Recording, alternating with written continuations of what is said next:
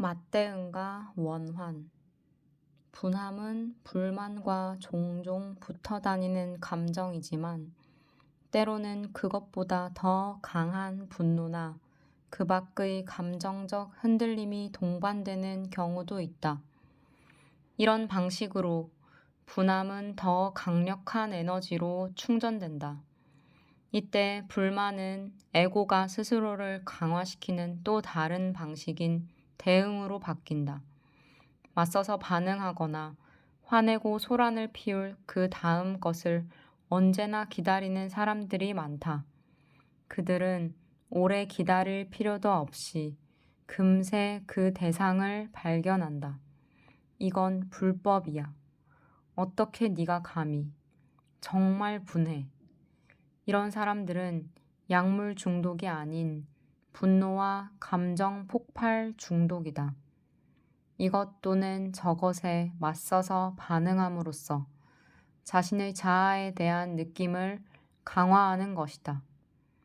오래 지속된 분함은 원한이라고 불린다. 원한을 품고 있는 것은 영구적으로 대립 상태에 있는 것이며, 그렇기 때문에 원한은 많은 사람들의 에고에서 중요한 부분을 차지한다. 집단적인 원한은 국가와 부족의 정신 속에 몇 세기 동안이나 남아 있을 수 있으며 끝없는 폭력의 악순환에 기름을 붓는다. 원한은 어떤 먼 과거에 일어난 사건과 관계된 강한 부정적 감정이다. 누가 나에게 한 일, 누가 우리에게 한 일을 강박적으로 계속 생각하거나 머릿속에서 혹은 분명하게 입 밖으로 내어 반복해 이야기함으로써 그 사건은 늘 살아있는 상태가 된다. 원한은 또한 삶의 다른 영역들도 오염시킨다.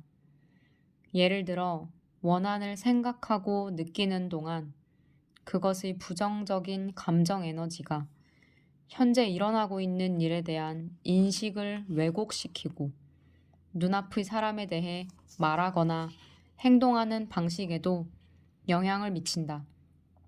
깊은 원한이 한 가지 있는 것만으로도 삶의 대부분의 영역이 그것에 물들고 에고의 덫으로부터 도망칠 수 없게 만들기에 충분하다.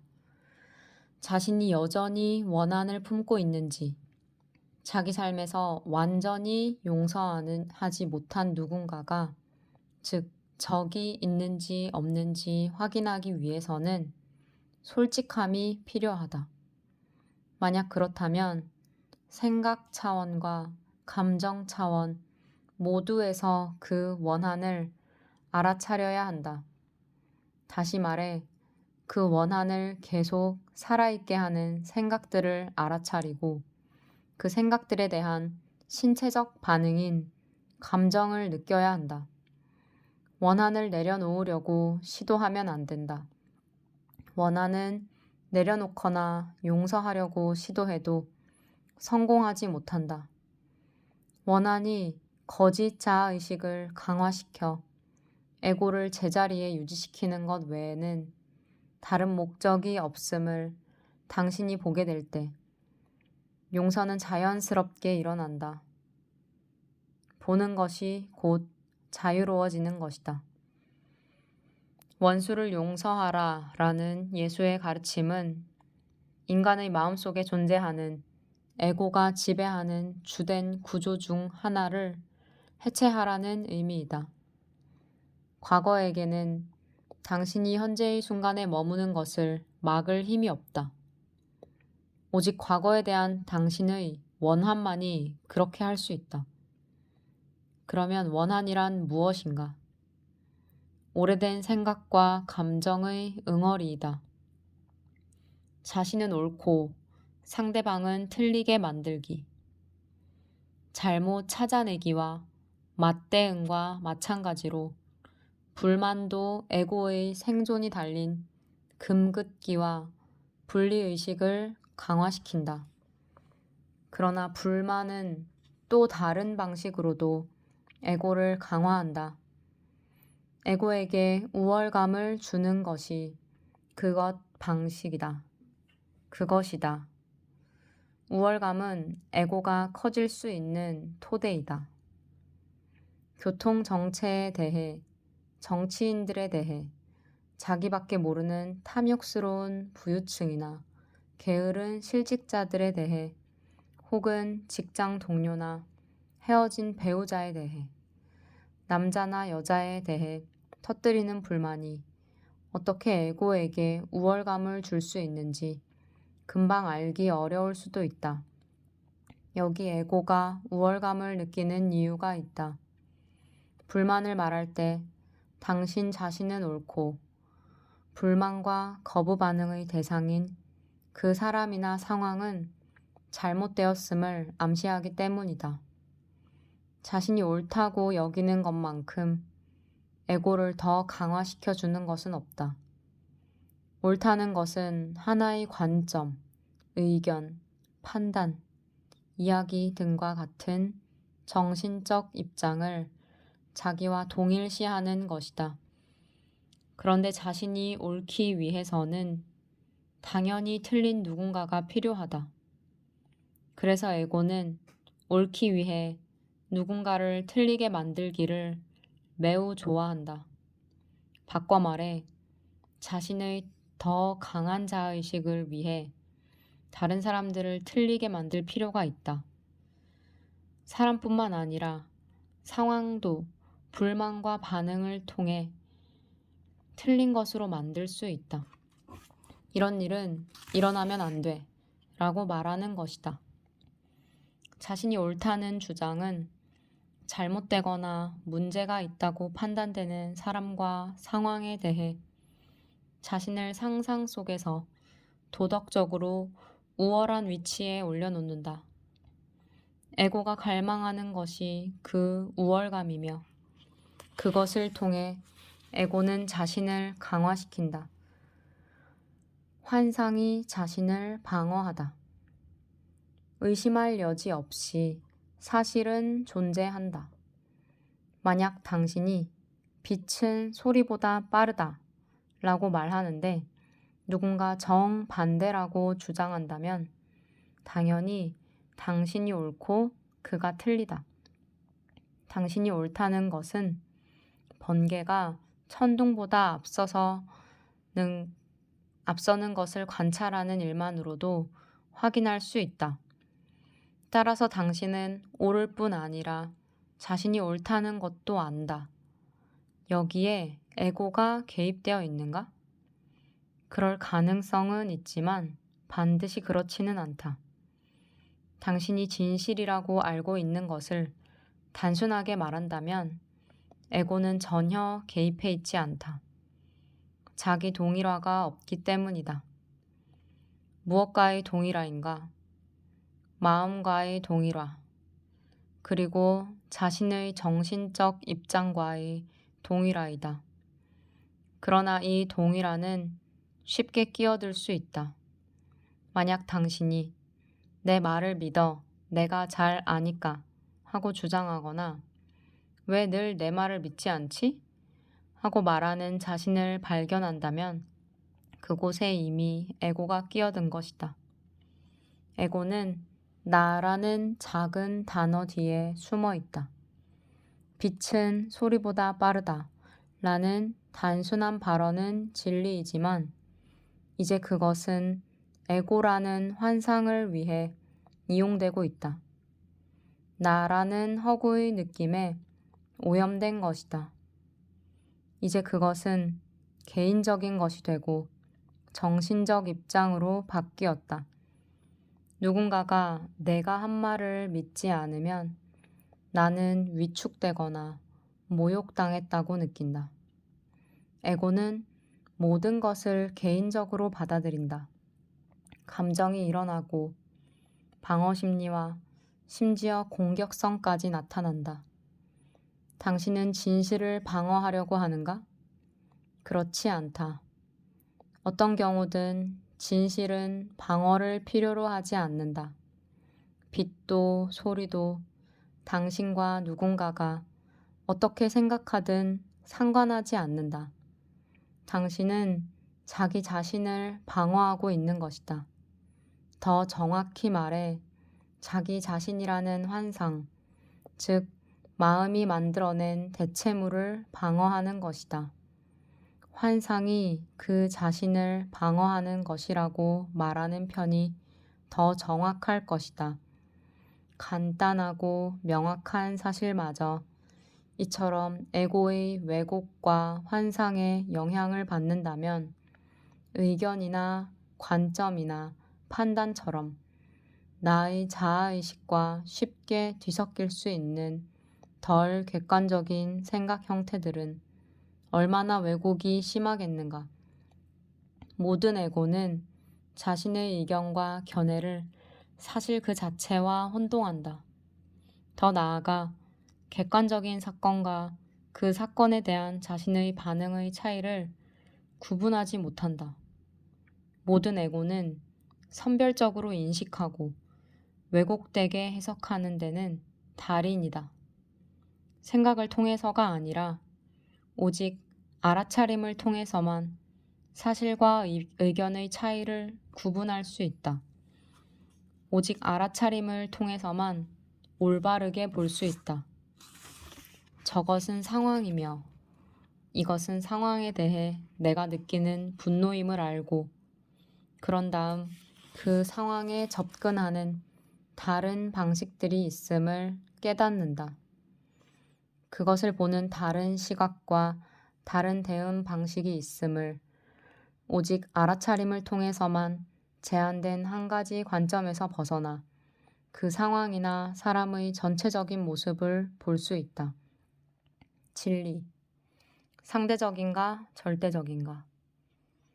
검증 가능한 단순한 사실들의 경우는 별도로 하고 나는 옳고 너는 틀리다 라고 확신하는 것은 개인의 인간관계뿐 아니라 국가, 민족, 종교 간의 상호 관계에서도 위험하다. 그러나 만약 나는 옳고 너는 틀리다라는 믿음이 에고가 자신을 강화하는 방법들 중 하나이며 자신은 옳고 남은 틀리게 만드는 것이 사람들 사이의 분열과 갈등을 지속시키는 마음의 기능장애라면 그렇다면 행동과 행위 그리고 믿음에는 옳은 것도 틀린 것도 없는 것일까? 그것은 몇몇 기독교인들이 우리 시대 최대의 악이라고 보는 윤리적 상대주의, 인간 행동의 지침이 되는 절대적 진리 따위는 없다는 사고방식에 빠지는 것은 아닐까? 진리는 자신들 쪽에만 존재한다는, 다시 말해 자신들만 옳다는 믿음은 행동과 행위를 광기 수준으로까지 전락시킨다. 그것은 기독교 역사 자체가 여실히 보여준다.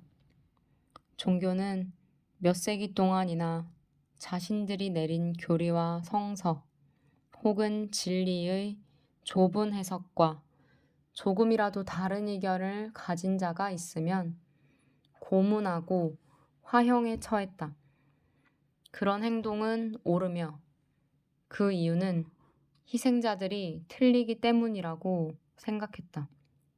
희생자들은 너무도 틀리기 때문에 죽이지 않으면 안 된다고 여겼다. 진리가 인간의 생명보다 더 중요하게 여겨졌다. 그렇다면 그 진리란 무엇인가? 당신이 믿어야만 하는 이야기, 즉 한 묶음의 생각이다. 캄보디아의 미치광이 독재자 폴포트가 죽이라고 명령한 100만 명의 사람들 중에는 안경 쓴 사람들이 모두 포함되어 있었다. 왜인가? 폴포트의 주장에 따르면 마르크스주의적 역사 해석이 절대 진리였으며 그 절대 진리의 폴포트 해석에 따르면 안경을 착용한 사람들은 지식인 계급, 부르주아지, 농민의 착취자였기 때문이다. 새로운 사회 질서를 만들기 위해서는 그들을 제거할 필요가 있었다. 폴포트가 주장한 그 진리도 단지 한 묶음의 생각에 불과했다. 가톨릭을 비롯한 교회들이 윤리적 상대주의를 현대의 악 중 하나로 비판하는 것은 물론 아주 틀리지 않다. 그러나 결코 발견할 수 없는 장소에서 절대적 진리를 찾는다면 발견할 수 없을 것이다. 발견할 수 없는 장소란 교리, 이념, 계율, 이야기 등이다. 이것들의 공통점은 무엇인가? 그것들은 생각으로 이루어져 있다는 것이다. 생각은 기껏해야 진리를 가리켜 보일 수는 있지만 결코 진리 그 자체는 아니다. 그러므로 불교에서는 달을 가리키는 손가락은 달이 아니다 라고 말한다. 모든 종교는 그것을 어떻게 사용하는가에 따라 똑같이 틀릴 수도 있고 똑같이 옳을 수도 있다. 그것을 에고를 위해 봉사시킬 수도 있고 진리에 봉사시킬 수도 있다. 자신의 종교만이 진리라고 믿는다면 그것을 에고에 봉사시키고 있는 것이다. 그런 방식으로 사용할 때 종교는 이념이 되고 사람들 사이의 편가르기와 갈등뿐 아니라 우월감이라는 환상을 심는다. 진리에 봉사할 때 종교적 가르침들은 깨달은 존재들이 남긴 표지판과 지도가 되어 다른 사람들도 영적으로 깨어나고 형상과의 동일화로부터 자유로워지도록 도울 것이다. 절대적 진리는 오직 하나이며 다른 모든 진리들은 그것으로부터 퍼져나온다. 그 진리를 발견할 때 당신의 모든 행동은 진리에 맞춰질 것이다. 인간의 행동은 진리를 반영하거나 환상을 반영하거나 둘 중 하나이다. 진리를 말로 표현할 수 있을까? 표현할 수 있다. 하지만 물론 언어는 진리 그 자체가 아니다. 단지 진리를 가리켜 보일 뿐이다. 그 진리는 당신 자신과 분리될 수 없다. 그렇다. 당신이 진리이다. 만약 다른 곳에서 진리를 찾고 있다면 매번 속을 것이다. 당신이라는 존재 자체가 진리이다. 예수는 이것을 나는 길이요, 진리요, 생명이다 라는 말로 전하려고 했다. 예수의 이 말은 가장 강력하고 가장 직접적으로 진리를 가리킨다. 하지만 잘못 해석하면 커다란 장애물이 된다. 예수는 인간 내면의 가장 깊은 부분에 있는 존재, 모든 남자와 여자뿐 아니라 모든 생명체의 가장 핵심적인 정체성을 말하고 있는 것이다. 그는 당신의 존재인 그 생명에 대해 말했다. 기독교 신비가들은 그것을 내면의 그리스도라고 불렀다. 불교에서는 불성이라고 부른다. 힌두교에서는 아트만, 진화, 즉 내면에 거하는 신이라고 부른다.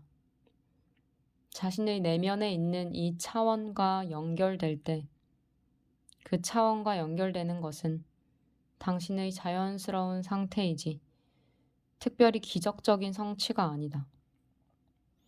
당신의 모든 행동과 관계들은 당신이 깊은 내면에서 감지하는 모든 생명과의 일체감을 반영하게 될 것이다. 이것이 사랑이다. 율법, 계명, 계율, 규정들은 진정한 자기 자신과 단절된 사람들, 자기 내면의 진리와 분리된 사람들에게 필요한 것이다. 그것들은 에고의 최악의 폭주를 막는 역할을 하겠지만 종종 그것에조차 실패한다. 사랑하라. 그리고 네가 하고 싶은 일을 하라. 라고 성 어거스틴은 말했다. 언어로는 이것 이상으로 진리에 가깝게 다가갈 수 없을 것이다.